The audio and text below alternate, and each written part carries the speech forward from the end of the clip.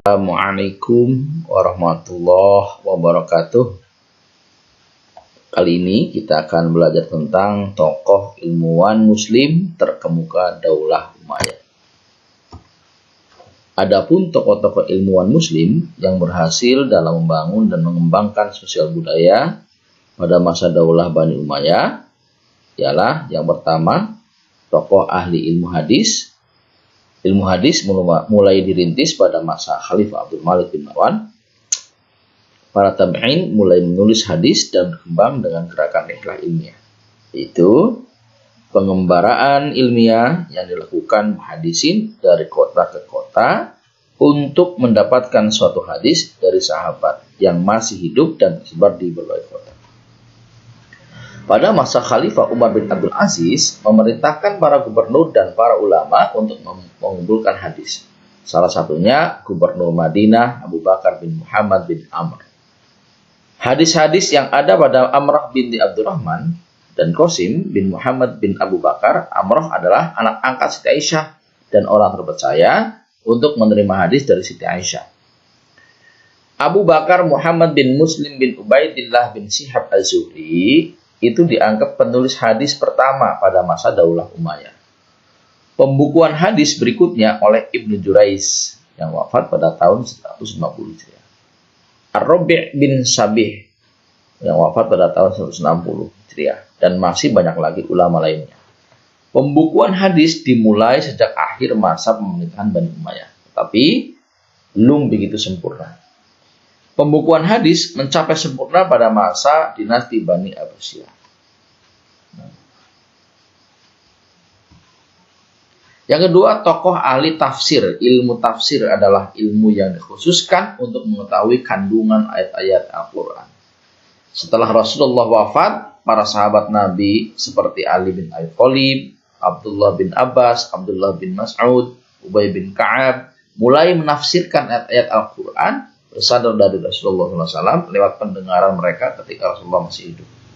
Mereka dianggap sebagai pendiri madhab tafsir dalam Islam. Pada masa itu lahir beberapa madrasah yang mengajarkan untuk kajian ilmu tafsir, di antaranya Madrasah Mekah atau Madrasah Ibnu Abbas yang melahirkan mufasir terkenal seperti Mujahid bin Jubair, Sa'id bin Jubair, Ikrimah Maula Ibnu Abbas, Tawus al-Yamani, dan Atha bin Abi Robah. Yang kedua, Madrasah Madinah atau Madrasah Ubay bin Ka'ab yang menghasilkan pakar tafsir seperti Zaid bin Aslam, Abul Aliyah, dan Muhammad bin Ka'ab al-Quradi. Yang ketiga, Madrasah Irak atau Madrasah Ibnu Mas'ud. Di antaranya murid-muridnya yang terkenal adalah Al-Qamah bin Qais, Hasan al-Basri, dan Qatadah bin Di'amah as-Suddi. Yang ketiga, tokoh ahli ilmu fikih. Ilmu fikih yang berarti pedoman hukum dalam memahami masalah berdasarkan suatu perintah untuk melakukan suatu perbuatan. Perintah tidak melakukan suatu perbuatan dan memilih antara melakukan atau tidak melakukannya. Dasar dan pedoman pokok yang telah ditentukan kemudian disebut usul fikih.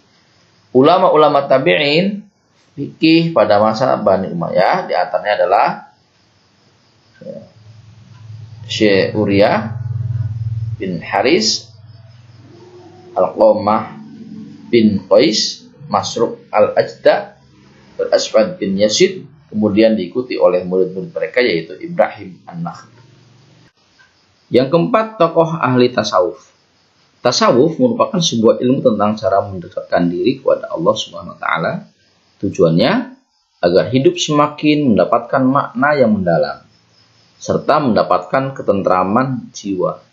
Jadi ilmu tasawuf ini berusaha agar hidup manusia memiliki akhlak mulia, sempurna, dan kamil.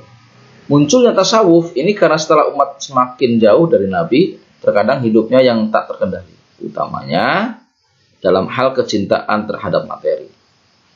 Tokoh sufi yang muncul pada masa Daulah Umayyah antara lain Sa'id bin Musayyab, Hasan al-Basri, dan Sufyan Tsauri. Yang kelima, tokoh ahli bahasa dan sastra pada masa pemerintahan Abdul Malik bin Marwan. Bahasa Arab ini digunakan sebagai bahasa administrasi negara. Penggunaan bahasa Arab yang makin luas membutuhkan suatu panduan kebahasaan yang dapat dipergunakan oleh semua golongan. Hal itu mendorong lahirnya seorang ahli bahasa yang bernama Sibawayh. Ia mengarang sebuah buku yang berisi pokok-pokok kaidah bahasa Arab yang berjudul Alkitab. Buku tersebut bahkan termasyhur hingga saat ini. Sastrawan-sastrawan Muslim muncul pada masa ini, antara lain Nu'man bin Bashir al-Ansari yang wafat pada tahun 65 Hijriah atau 680 Masehi, Qais bin Mulawah termasyhur dengan sebutan Laila Majnun, wafat pada tahun 84 Hijriah atau 699 Masehi, Al-Akhtal yang wafat pada tahun 95 atau 710 Masehi. Yang selanjutnya adalah Abul Aswad al-Duwali yang wafat tahun 69 Hijriah, Al-Farasdak yang wafat pada tahun 114 Hijriah atau 732 Masehi, dan Jarir yang wafat pada tahun 111 Hijriah atau 792 Masehi. Yang keenam, tokoh ahli sejarah dan geografi. Sejarah dan geografi adalah ilmu yang membahas tentang perjalanan hidup, kisah, dan riwayat. Pada masa dinasti Bani Umayyah, Khalifah Muawiyah bin Abu Sufyan memerintah Ubaid bin Syariah al-Jurhumi untuk menulis buku sejarah masa lalu dan masa Bani Umayyah. Di antaranya karyanya adalah Kitab Al-Muluk wal Akhbar Al-Madi, buku catatan sejarah raja-raja masa lalu. Sejarawan lainnya adalah Syuhara Abdi yang menulis buku Kitabul Asmsal. Yang ketujuh, tokoh ahli ilmu kedokteran, sekolah tinggi kedokteran pada tahun 88 Hijriah atau 706 Masehi, didirikan pada masa Khalifah Walid bin Abdul Malik. Ia memerintahkan para dokter untuk melakukan riset dengan anggaran yang cukup. Dalam rangka mengembangkan ilmu kedokteran, Khalifah meminta bantuan para dokter dari Persia. Pada lembaga inilah Harus bin Khildan dan Nashar meraih ilmu kedokteran. Selain itu, gerakan terjemah buku-buku kedokteran mendukung perkembangan ilmu kedokteran di masa Bani Umayyah. Khalid bin Zaid bin Muawiyah adalah orang pertama yang menerjemahkan buku tentang astronomi, kedokteran, dan kimia.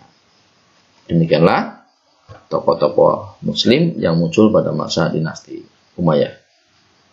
Dari saya kurang lebihnya mohon maaf. Wallahul muwaffiq ila aqwamit thoriq. Wassalamualaikum warahmatullahi wabarakatuh.